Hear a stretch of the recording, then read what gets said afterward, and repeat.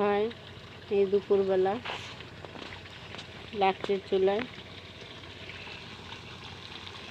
গরুর গোশ ভুনা আলু দিয়ে। যদি কেউ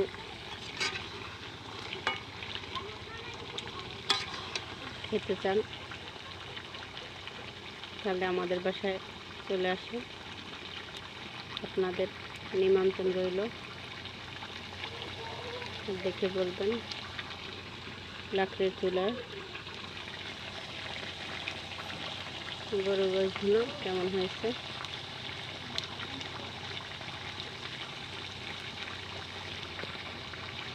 রান্না করতে পারি না ভালো, তবে চেষ্টা করি রান্না করার জন্য।